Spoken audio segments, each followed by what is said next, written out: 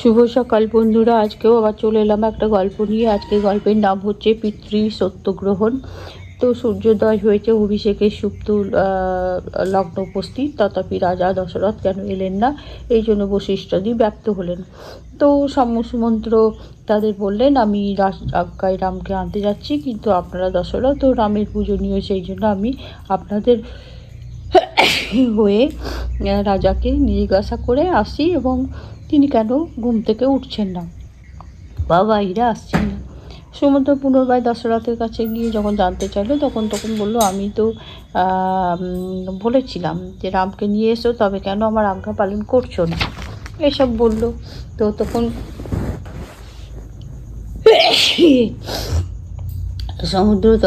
সমুদ্র তখন তো তারপর সে চলে গেল রথ নিয়ে, এবং সে যেতে যেতে দেখলো যে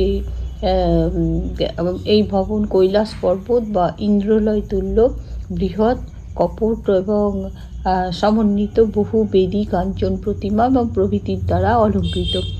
সেখানে অনেক লোক উপহার করছেন, এবং সেখানে সবাই বসে আছে আর কি, পাহারা দিচ্ছে আর কি ওখানে। তো সমুদ্রকে দেখে তারা উঠে দাঁড়ালো এবং তারা তার আজ্ঞায় রামের কাছে সংবাদ দিল। তো সমুদ্র রামের কাছে গিয়ে দেখলেন তিনি অলঙ্কার ভূষিত হয়ে স্বর্ণময় রামকে পর্যঙ্কে উপবিষ্ট রয়েছেন। তার রক্তবর্ণ চন্দনে অনুলিপ্ত, এবং পাশে সীতা চামর হস্তে বসে আছেন। তো তখন সুমন্ত্রের বার্তা শুনে রাম সীতাকে বললেন, দেবী, মহারাজ নিশ্চয়ই তার প্রিয় মহিষীর সঙ্গে অভিষেকের পরামর্শ করছেন। তো আমি তার কাছে যাচ্ছি, ততক্ষণে তুমি সখীদের সাথে থাকো। তো সীতা দ্বার পর্যন্ত তাকে পৌঁছে দিল, এবং তো তার বলল যে তুমি তোমাকে সদা ইন্দ্র, যম, বরুণ এবং কুবের তোমার পূর্বে দক্ষিণ পশ্চিম ও উভয় দিকে রক্ষা করুন। সীতা এই কথাটা বলল। তো রাম বাইরে এসে লক্ষ্মণকে দেখতে গেছেন। তখন দুই ভ্রাতা সমুদ্রের রথে দ্রুত বেগে রাজপথে অতিক্রম করে বাসভবনে উপস্থিত হলেন, এবং রাম দশরথের কাছে যখন গেলেন, তখন দেখলেন যে তিনি অশ্রুপূর্ণ নয়নে শুধু রাম উচ্চারণ করে তার কিছুই আর বলতে পারলেন না। রাম দেখলেন রাজার রূপ পাদপৃষ্ঠ ভুজঙ্গের ন্যায়, ভীষণ, তিনি কেন এরকম হয়ে আছেন। তখন জানতে চাইল। তখন কইকেয়ী বলল, তোমার পিতার কিছুই হয়নি।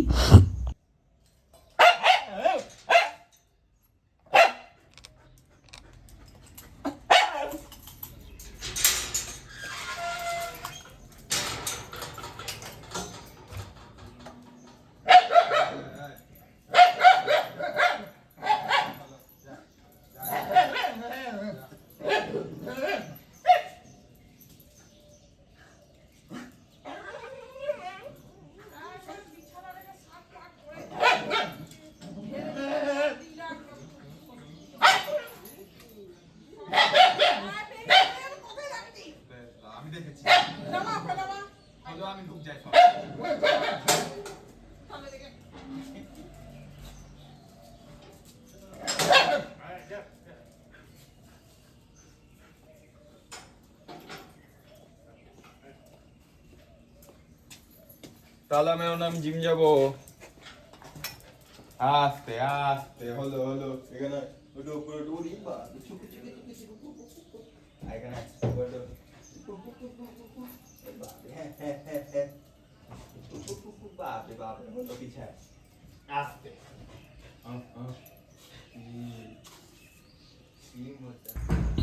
তিনি যে আমাকে বর দুটো দিয়েছেন, সেই বর দুটো তোমাকে বলতে পারছে না, কারণ আমি একবার তাকে রামকে বললো, সে তাকে একবার বাঁচিয়েছিল, সেই থেকে তিনি বর দিতে চেয়েছিলেন, সেই বরটা আজকে তিনি নিয়েছেন। তো সেই বরটা কি, সেটা তোমাকে বলতে পারছে না।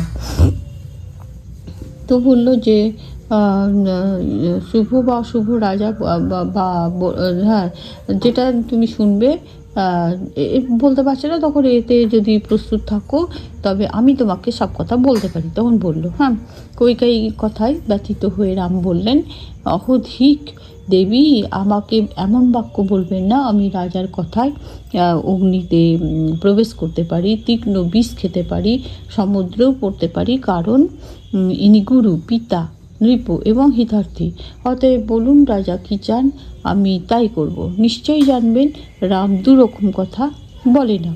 তখন সরল স্বভাব সত্যবাদী রামকে কইকেয়ী এই নিদারুণ কথাটা বললেন। পূর্বে দেবাসুর্যের যেটা বলেছিল আগের যুদ্ধে, সেইটা কি বর সেটা বলে দিল। তারপর বলে বর দিয়েছেন বলে রাজা শোকার্ত হয়েছেন, তোমার দিকে চাইতে পারছেন না। তুমি সত্য রক্ষা করে রাজাকে ত্রাণ করো। কইকেয়ীকে এই নিষ্ঠুর কথা শুনে রাম অব্যথিত চিত্তে বললেন, তাই হবে। আমি রাজার প্রতিজ্ঞা পালনের জন্য জটাচিধারী হয়ে বনে যাব। দেবী রাগ করবেন না। আমি কেবল জানতে চাই ইনি কেন আমার সঙ্গে পূর্বের ন্যায় কথা বলছেন না। ভরতের অভিষেকের কথা নিজে কেন বললেন না? রাজাজ্ঞায় কেন আপনার তো রাজাজ্ঞায় কেন আপনার আদেশেও আমি ভরতকে সীতা, রাজ্য, প্রাণ, ধন দিতে পারি। মহারাজ লজ্জিত হয়েছেন, আপনি সান্ত্বনা দিন। উনি কেন অশ্রুপাত করে ভূমি আর্দ্র করছেন? তো দূতরা আজই দ্রুতগামী অশ্বে ভরতকে আনতে যাক, আমি সত্তর দণ্ডকারণ্যে যাচ্ছি। কইকেয়ী হৃষ্ট হয়ে বললেন, হ্যাঁ, দূতরা ভরতের মাতুলালয়ে যাবে, কিন্তু তোমাকেও তো গমনের জন্য উৎসুক দেখছি। অতএব তুমিও শীঘ্র বনে যাও। লজ্জার জন্যই রাজার কথা এই লজ্জার জন্যই রাজা কথা বলতে পারছেন না, এবং শীঘ্র যাত্রা করে এই দীনভাব দূর করো, এবং তুমি না গেলেই স্নানও করবেন না, ভোজনও করবেন না। শোকার্ত দশরথ ধিক কষ্ট বলে পর্যঙ্কে মূর্ছিত হয়ে পড়লেন। রাম তাকে ধরে তুললেন, কিন্তু কইকেয়ীর বাক্যে কষাঘাত অশ্বের ন্যায় বনে যাবার জন্য ব্যগ্র হয়ে বললেন, দেবী, আমি অর্থলোভী হয়ে পৃথিবীতে বাস করতে চাই না। আপনি জানবেন আমি ঋষিদের তুল্য বিশুদ্ধ ধর্মকে আশ্রয় করেছি। পিতার সেবা ও তার বাক্য পালনে অপেক্ষা মহত্তর ধর্ম নেই। আমি জননীকে নিয়ে এবং সীতাকে অনুনয় করে আজই অরণ্যযাত্রা করব।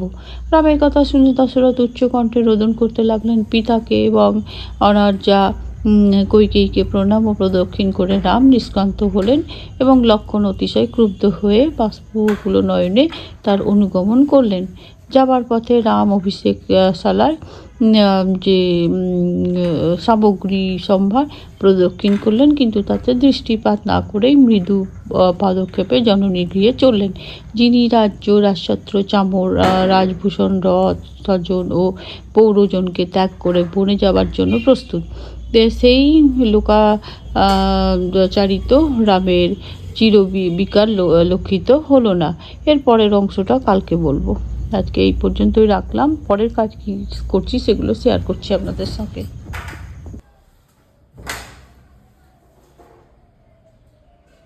দেখছি হ্যাঁ একটু ছাগল নেই, 5-5টা ছাগল। 5টা ছাগল চুরি হয়ে গেল। ছি ছি ছি ছি ছি ছি ছি। হ্যাঁ গো, তা একটু টের পাওনি? না, দুটো খাসি, একটা বড় পাঁঠা, 1-1.5 বছরের পাঁঠা, বড় পাঁঠা সাদা। মানে 50,000 টাকার জিনিস চলে গেল। ছি ছি ছি ছি ছি ছি। ভাবো, তোমরা জেগে জেগে থাকো, গরু ছাগল। আমি উঠবো, ফ্যান দিলাম, মশারি গেছে, মশাই কামড়াইছে চোখ মুখে, ফ্যান তো দিলাম, লাইট তো দিই, বারান্দাতেই জেগে বসে আছি। ওই বটুখানা আছে বারান্দায় না, ওইখানে বিছনা করে ওইখানে জেগে বসে আছি। তোমার কাকাটা আমাকে কথা বলছি, কিন্তু বাইরে আলো, ভিতরের বাইরে আলো জ্বলছে, কিন্তু আমার বারান্দার আলোটা আমি টিপিনি। আমার উঠানের লাইট জ্বলে, একা থাকি তো। আর তোমার কি বলে, ওই যে ওই দিকের যে লাইটটা খারাপ হয়ে গেছে, অরিন্দমের বাবা আসবে তবে ঠিক করবে। আর ওই যে অরিন্দমের জানলার পাশে ওখানে একটা লাইট থাকে, তো ওটা লুজ হয়ে গেছে, জ্বলছে না। শুধু আমার এই উঠানেরটা জ্বলে, আর আমি এই দিকের ঘরের ভিতরে জ্বললে দেখতে পাই না। দেখো কি আফসোস লাগছে শুনে গো, বাপরে বাপ। ছাগল, তুমি তো রাতে জাগে উঠে দেখো, 3টায় 4টায় সব 15 বছর গাড়ি যাওয়া দেখলেন। গাড়িটা নিয়ে যাবে, গাড়িটা নিয়ে যাবে।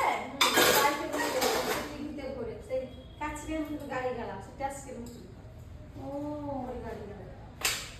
তারপরে কি ভালোতে বেড়েছে, আমার কাকা বসে আসবে তো আমাকে। হ্যাঁ হ্যাঁ, ওরা তো অস্ত্রপাতি নিয়ে আসে। শুধু কি আর ছোট ছাগল নিয়ে গেছে। হ্যাঁ। ছাগল দেখছি জায়গা আবার হবে হ্যাঁ। একটা আছে যখন হ্যাঁ আবার হবে হ্যাঁ হ্যাঁ আমাদের তো জানে না এদের তো হ্যাঁ কি করছো হ্যাঁ। যে ছেলে ব্রেকফাস্ট দিয়ে দিয়েছি, ভাত, ফ্যান ভাত, ডিম সিদ্ধ, আলু সিদ্ধ, আর এই যে ঘি।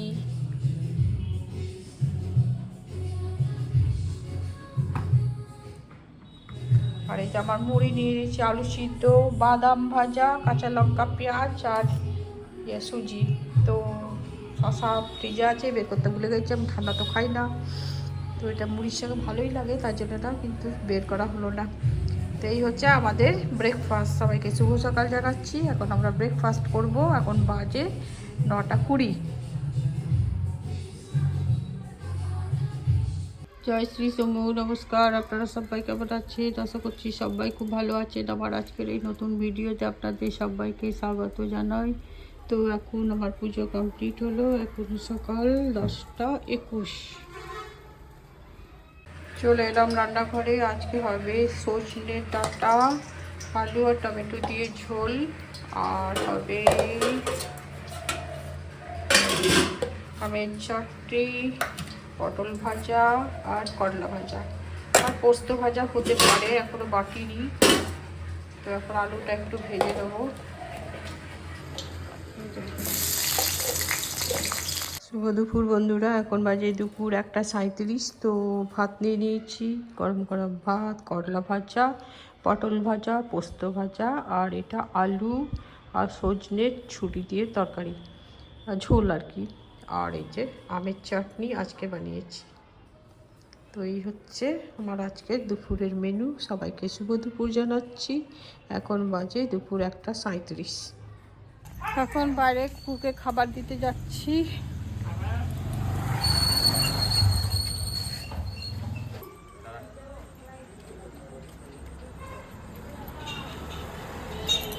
হ্যাঁ, এদিকে যা, তোকে ও দিয়েছিস তো নাকি?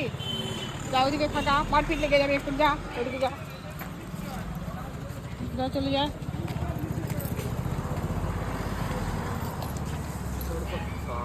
সেই তুই ওখানে চলে যাচ্ছিস, বাবা কতবার বলেছে। হ্যাঁ, কোথা দিচ্ছিস খাবারটা? এই তো দিয়ে পালি না ওই ভেতর দিকে দে, দাদা উপরে তার ওই পাশে গিয়ে চলে যা।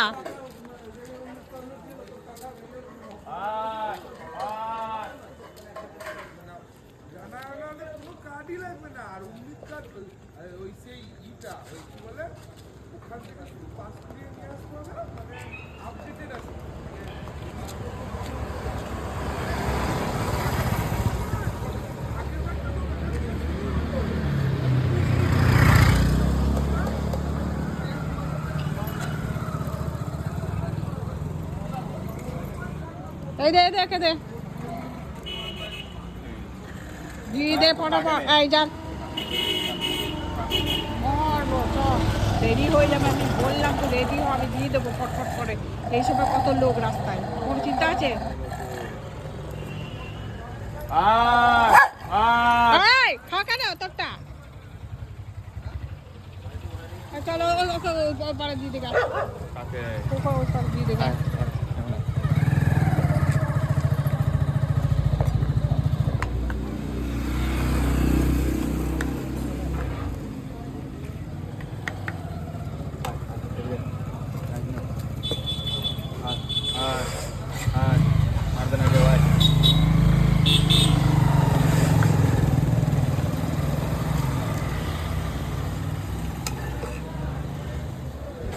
ওই দে, ওই দে, ওই দে, ওইদিকে দেখা, ওইদিকে দেখা।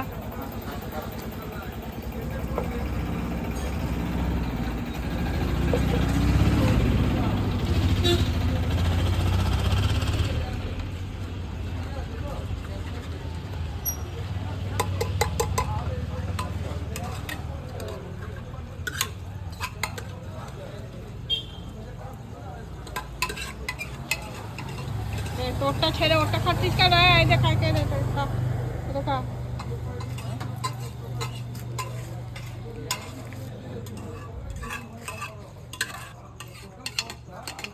অরিন্দম তো দেরি হয়ে যাচ্ছে, কিন্তু দিয়ে দে ফটফট।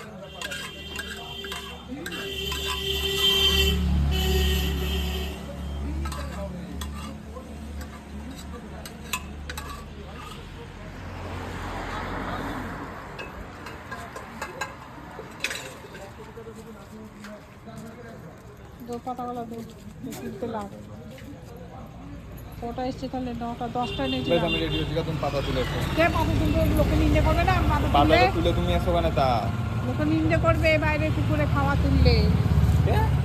লোকে বলবে কুকুর পাতা তো তুমি তুলে এসো, আমি গেছি। আমাকে তুই বুঝতে পারছিস না আমার কথাটা? লোকে নিন্দে করবে পাতাগুলো তুললে। কেন? ও বাইরের লোকের অনেক কথা, তুই তুলে নে কুকুরের পাতাগুলো। অনেক রাত হয়, আমি তুলে নিয়ে চলে যাই। এই দে গেলো তোল।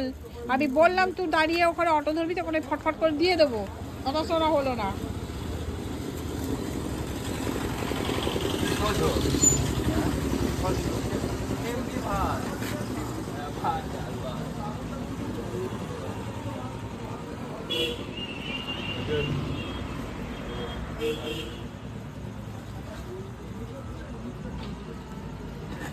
হ্যাঁ যা, আনলাই যা।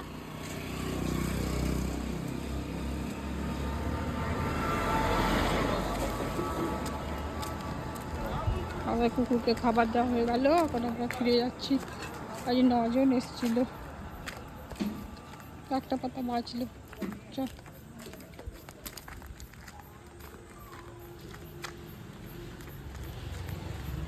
এই দেখটা